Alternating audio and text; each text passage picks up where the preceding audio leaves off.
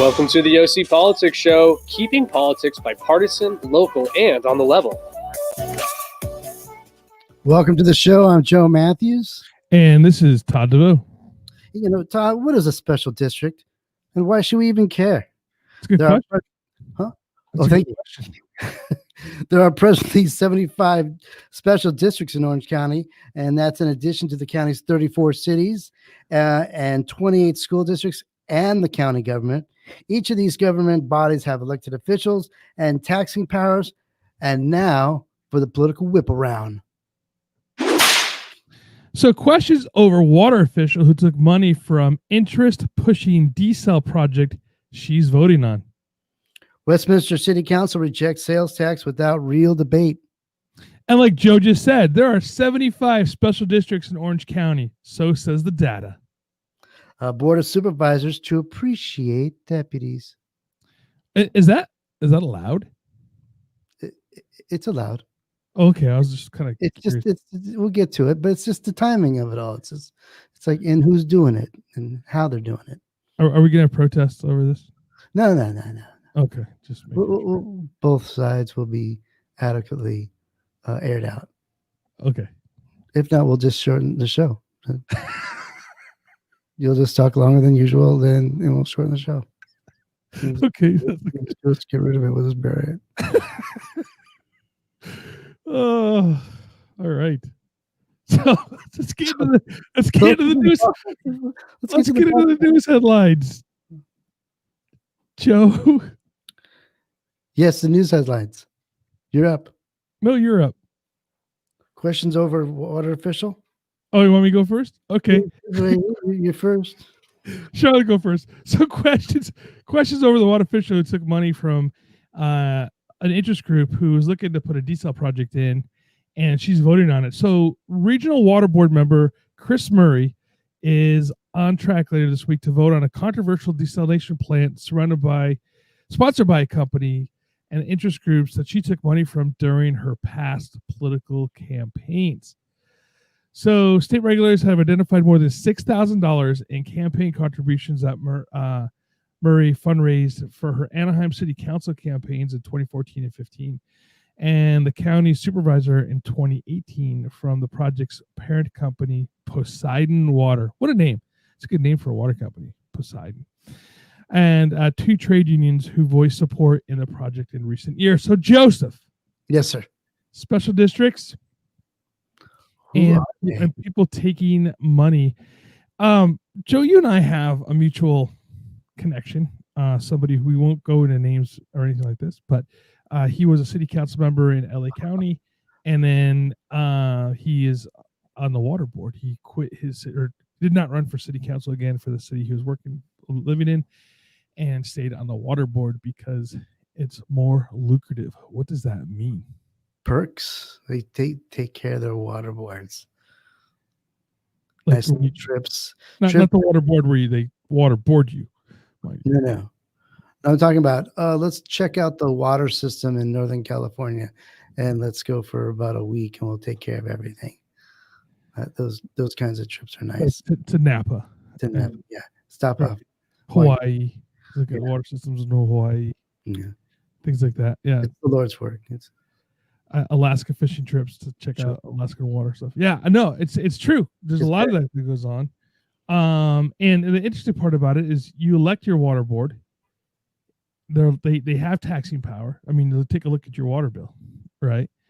And yet, no, I can't, and I'm just as guilty, and I'm in this space. I can't name the people on my water board for the city of Brea. Maybe for me, it's the city of Brea, so it might just be the Brea City Council. But we do have we do purchase water from other water boards. There's a lot of money going back and forth between this stuff. Like Mulholland, right, in LA County is famous for creating water in LA. So you could kind of say Mulholland is the reason why LA is what it is today, bringing water. But they literally went up to the Central Valley and killed people over water, So, obviously in California, water is a huge, huge deal. So the water board. Water's the next gold, they say. Water is gold. It's the next gold, yeah. I can say it's currently, right? I mean, think about this. Every time that we go into building, right? They want to build more homes in Orange County. That means that they have to have enough water for those people. So that means they have to get water from somewhere, whether they're purchasing from the Colorado River, not from Colorado, but from the Colorado River purchase, whether they're bringing water in from the aquifers and stuff like this. There's a board of people who are elected that deal with all that stuff. And there are definitely a lot of perks that go along with that. So what do you think, Joe? What is this thing here where Miss Murray has taken advantage of this, or do you think this is status quo for most people who are on these small boards? I think Mrs. Murray is taking advantage of a situation that everybody else is taking advantage of. I mean, once you get into the elected official life, you find out who's doing what a state senator does, what a school board member does. You start bouncing around, and you become that career politician because you know what the perks are and you know who the operators are, and you want to stay elected, and it's profitable for you, not just money, but just access and power. So it doesn't bode well for Mrs. Murray. Let's go into those 75 special districts that we kind of talked about in the beginning. And 75 right now. Okay. There are presently 75 special districts in Orange County, according to the state controller. And the number that strikes the special district watchers list here is that it's in addition to 34 cities, 28 school districts, and so basically Orange County has we're small. Think about the size of Orange County, the space wise, land mass wise. We are the smallest physical jurisdiction county wise in the state. Right now, we do have a pretty dense population, 3.5 million people. But now, which is interesting is that cities also can create their own special districts within their borders, such as economic and development districts and things like this, which have different rules associated with them, different meetings, different ways they can fund things and things like that. So a city council. You can do a cemetery district, I remember. Yeah. So elected body city council can actually create other districts where they do different things outside of your city council meeting. Some of them are Brown Act, have to be compliant to the Brown Act. Some of them, they can say, hey, we're gonna close the city council meeting. We're gonna go into the special district meeting, right? They go through that, and then they close that, and then they go back to the city council meeting. Redevelopment districts are a good example of things that happen. The redevelopment district is probably the one that most people are familiar with, and it looks like it's just a city council procedure. They're gone now. Well, right, they are gone now, but it looked at the time, it looked like just a city council procedure. Like if you didn't know what was going on and realize it was a completely separate board and body, that you would sit through the city council meeting and go, what just happened here? But what's interesting when they do that, and this is the reason why I think this part of it's interesting, is that under the Brown Act, you have the ability to address that board. So when I was a parks commissioner, we had meetings, and the public could come in and talk to us as at the parks about parks issues, right? And so we would have you get 3 minutes at the beginning of the meeting, you run through those people come in. 90% of the time, no one ever came to these meetings. Maybe you might get some kid who is doing like a school project or something that he has to come up and speak at a meeting, and that meets him, and we had to actually sign paperwork kind of stuff right. So but these special districts, they would actually go into a special. So the reason why this is important, the reason why I bring this up, is that you're in a city council meeting, you stand up and do your 3 minutes about something, right? And then they close that meeting and they open up the redevelopment meeting. Well, in theory, you should have an additional 3 minutes to go do a public statement on business that the redevelopment meeting is doing. But most people don't even realize it's a complete different meeting. They think it's just a procedural thing that's happening inside the city council. So they've done this with other things. Cemetery districts are one of them, things like that. So special districts are definitely an interesting thing. Now, JPAs are considered, right? So you have the Joint Power Authority for the fire department, Joint Power Authority for the OCTA, Orange County Transportation Authority. Those things are special districts as well. And again, they have taxing powers as well. And, so now how do you get on the board for the OCTA or for the Orange County Fire Authority, right? Well, basically, a city council member that's sitting gets put on that board, elected by their members of the city council. So they're representing the city in that way. But most people don't even realize how that works and what that looks like. And so people don't attend. And the worst part about it, I say this, the worst part is Orange County OCTA and also the Orange County Fire Authority meetings are held normally during business hours, right? So if you work, you're probably not going to end up going to an OCTA meeting unless you have business with them. So a lot of things are being done. I don't want to say behind closed doors, but I think they're being done in the fog of openness. Does that make sense? Yeah. Joe, did you know that school districts can use eminent domain? Yes, I can. Yep. But we have a shrinking population these days, so eminent domain is not going to be a real issue. They're going to have to really justify it these days. But still, they could do it. They can do it. They have the right. Right. So if they decide that they want to put a neighborhood school in your neighborhood and your house happens to be there, they could say, oh, we're going to use it for the greater good. Yeah. It's just these things. But the thing is, the reason why I bring this up is that they have these powers. They actually have special districts have the ability to create let's talk about law enforcement, which we're going to go into in a minute, have the ability to create their own law enforcement agencies. So most of them will contract, like OCTA, for instance, contracts with the sheriff's department, right, to do their law enforcement stuff. But if the OCTA decided that it was beneficial for them to have their own police department, they could create their own law enforcement agency, post-certified law enforcement agency, guns, bats, whole 9 yards, to enforce transportation laws. And I know this doesn't happen in Orange County, but I remember a few years back with the San Gabriel Valley Transportation Authority. Are you familiar with those guys? No. They literally had 3 buses. It was run out of some guy's mechanic's garage, right? A bunch of guys got together. They created this, and inside of this, they created their own police department. And so it was a JPA. It was an actual authority. They had their own law enforcement agency, and they were just hiring friends and family to be cops to give them badges and guns and whatnot to enforce laws.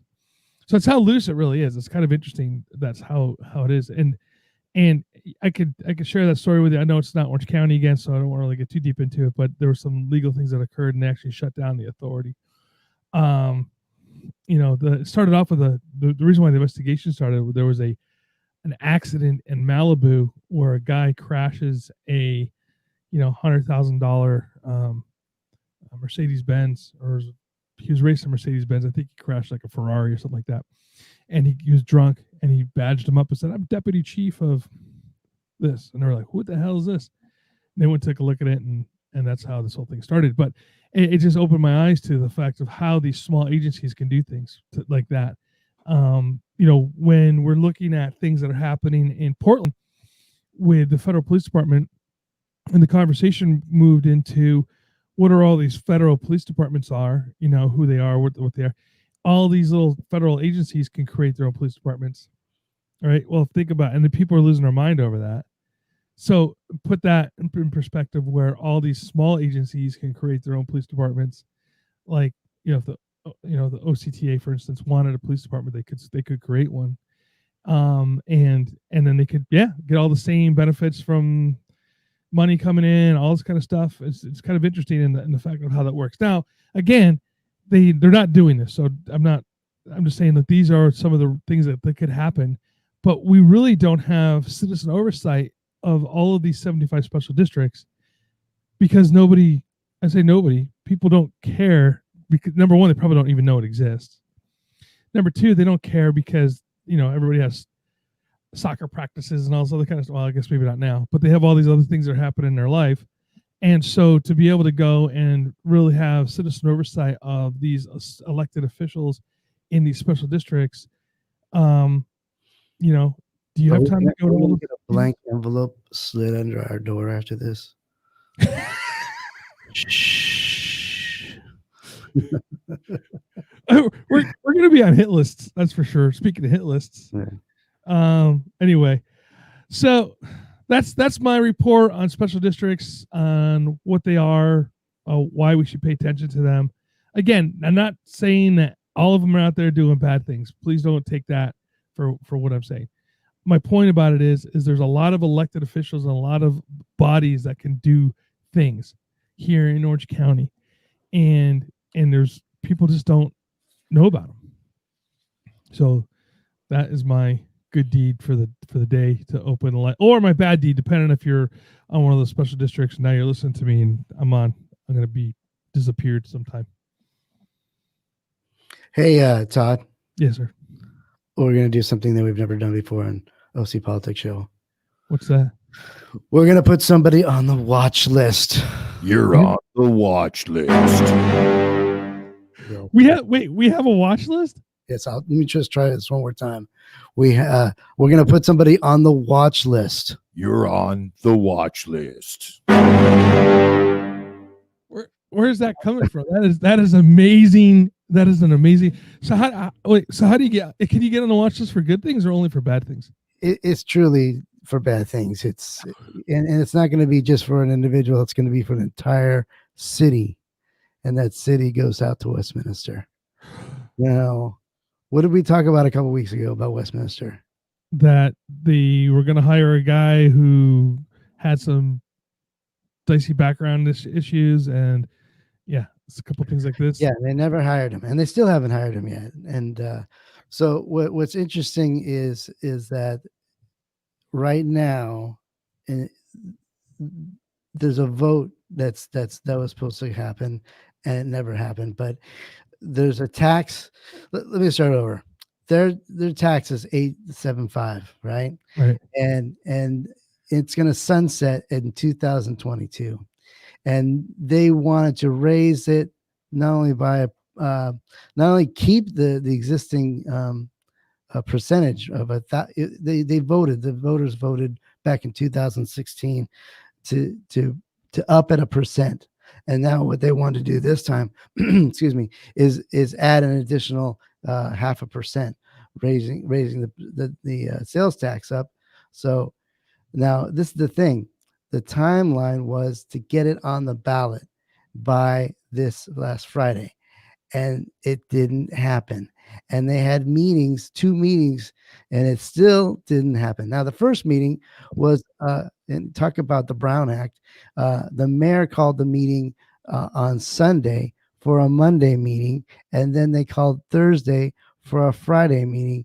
And guess what? They still didn't get it passed. Okay. And is Westminster facing any kind of financial issues? Well, I'm so glad you asked, Todd, because they are going to face a $17 million, fall from this, not be able to sustain the money that they need to run the city, and they're going to have to do layoffs, and they might have to get rid of their police department. What? Yeah, because they can't afford it now. What's his name? Mayor Ta. He says he has 2 more years to decide, but all the staff was doing throughout these 2 meetings was we're going to suffer, and they didn't listen. And for every motion, it was bad just watching these 5 people squabble over little things and not get it done. So Westminster's facing a $17 million deficit. And they're cutting police and parks. Is that what I heard? These were the worst case scenarios that staff was giving them. So staff was like telling them, hey, this is what's going to happen if you don't react now. And it's all long term, because if they can't sustain the money over years, it takes time to get things on the ballot and for the voters to approve it. And that's why that was the deadline, was this last Friday, and they met hours before that deadline, and they couldn't get their point across, and they couldn't get it passed. So therefore, they could be facing bankruptcy in 2027, just because the way these long-term tax plans kind of work out. Wow. So that's definitely something that we have to put on the watch list. Yeah. See, all they needed was 4 people to say yes out of 5, and they couldn't get anybody. Well, let me ask the question this way. If those 4 people out of 5, or all 5 of them for this matter, didn't think that there's an issue, maybe this is, they're not voting. They're just not voting the way that sounds prudent. Well, people did motion for exactly what was required, but no one would second it, for instance. And it just went around the room, let's see. Councilman Ty Doe voted against every single motion, for instance, that was put up to her. And Mayor Ty abstained from voting from all positions. So you had 2 people that had their head in the sand the whole entire time. So I can't, if it's an election year and we can't raise taxes, I couldn't find a reason why these good people were putting their city in such risk. He may have had to abstain due to conflict issues, though. So I don't know obviously I didn't read this. So I don't know what's going on. Well, the mayor felt that there was 2 more years to make a decision, but staff was like adamant. We're facing a deficit. We're going to lay people off. We're not going to make this thing in time. The city attorney was like, hey, we got to do it now, or we're not going to be able to do it till 2023, and it's going to be hard for us to regather, momentum to get this back on the ballot and have the voters pass it. So Westminster right now does not have a city. Well, they have an acting, I'm sure, city manager. They have an interim. Yeah, they have also an interim financial director too. So everything's interim over there. So, and most interims don't want to rock the boat. They just kind of, not necessarily seat warmers, I don't want to say that, but they definitely don't try to push any agenda, because they know that they're only there temporarily, and they have somebody coming in right behind them. Interesting. And that was the thing about that city manager. He was a finance guy. He was like, I can fix this tax problem. I can come in and I can work it. And because of internal politics, and another thing is that the reason why I want to put them on the watch list, just kidding. The only reason why I want to put them on the watch list is that I tried to go to their website and find out who they were, unless I went to the newspaper to kind of get who's on their city council. And if you go to their city council website, there is none. You have to contact the interim secretary, the interim city manager's secretary, to get a hold of the elected official, which that is such bad transparency, So you wonder what's going on over Westminster. I don't know. I have a general question, and not to switch subjects on for Westminster, but you just brought up a point about elected officials, which I find interesting. Is why once, and I shouldn't say this about all of them, right? So please, if you're an elected official out there and you're not this way, don't take it the wrong way. Well, there's a good number of them. Is once they're elected into a position, it's almost like trying to get a meeting with the king to be able to talk to these guys, and gals. I know, the LA County Board of Supervisors that way. Even if the Board of Supervisors here in Orange County are that way. By the way, we've reached out to many of the elected officials here in Orange County for them to come on the show to talk to the people, right? To say, hey, come on here, talk to this is a voice right here. You can come out on this show and talk to anybody that you want to talk to about any subject that you have an interest in. And it's like, I mean, it's like sending emails into the dark ether. They don't even give you an FU letter, like a no thank you, screw you, you're not good enough for us, or anything like this. It just goes away. You know, why is it that when you become an elected official that you feel that you do not need to talk to the people until you're running for city council members? You know, it just blows my mind. Yeah, it's sad. It's not the elected officials that we grew up with. You know, it's definitely a generational thing where I hope these young people, I think, are a little different. These young politicians that are starting to run and get these old folks out that are that ornery and don't want to kind of share their knowledge or expose themselves, you know, to the public. You know, I just think that I think it's really interesting to go on a website and find out who my city council person is and what their story is, because usually that's what they look like. And when you go to one where it's just like, if you want to talk to somebody, here, leave a message with this voice, with this email, and we'll get back to you. Right. It's like, okay. That's why Westminster is on my watch list. You're on the watch list. Yeah. So. All right, let's end this show on a positive note instead of coming in here and just being all a bunch of hooji wooji about like how elected officials are trying to do bad things for the city, which I don't necessarily believe that's the total thing.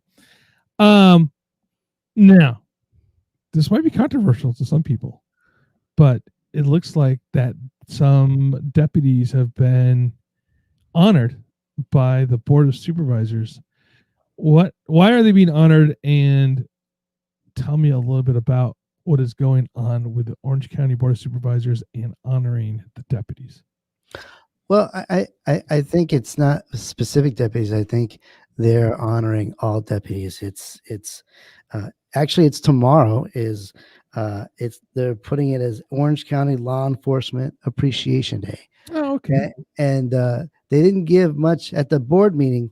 They didn't really give a lot of information about how they were going to appreciate the deputies and what events were going to be there. It was all kind of that was why I wanted to bring it up, because it just felt like, oh, we're having a bad day. Let's throw this nice, pretty thing at the deputies because they're having a bad day. That's what it seemed like to me. And the person that's doing it is Michelle Steele, which she's running for Congress, and this is election season, and the deputies, they're the they're the supervisor's largest campaign spenders by them. So and if you read the article by the Orange Voice of OC, they bend the story like as in, okay, and Black Lives Matter, you're basically trying to put good news out there instead of talking about all the bad things that are going on, and you're trying to interject with something positive and good. That's is all. There so wait a second. Our ending feel good positive story may not be a ending feel good. No. We are giving all deputies a 24-hour advance notice that they're going to be appreciated. Well, you know what? I got to tell you something. To my friends and family in law enforcement, I appreciate you guys every day. To my friends and family in the fire service, I appreciate you every day. To my friends and family everywhere, I appreciate you every day. So that's my appreciation day. All right. That's the Todd DeVoe Appreciation Day is today. We're going to take you off the watch list, Todd. Thank you. Today is my Todd DeVoe Appreciation Day, and I just want to let you know, everybody. All about the deputies. It's all about the deputies. Well, yeah, the deputies. Okay. It's good though. I mean, like they deserve appreciation. They do. I agree with you. Yep. But if they get a big fat check, or they write a big fat check after this is all over, then you're like, what's going on with the world? All right. Well, that being said, we are coming here close to the end of our show. Well, we're at the end of our show. And I just want to everybody, I do, and I'm being serious. Yeah, good music. I do appreciate everybody, and thank you for being with us today. And I want to thank my co-host, Joe. I want to thank producer Brian at Sitch Radio. And don't forget to follow us on your favorite podcast player, Facebook, YouTube. And remember, get involved. Get involved with your elected officials. Go to one of those 75 special district meetings and let them know, and vote local. So until next week, stay safe, stay aware, and stay hydrated. And be sure to follow us on Facebook, Twitter. Those links are in the show notes below.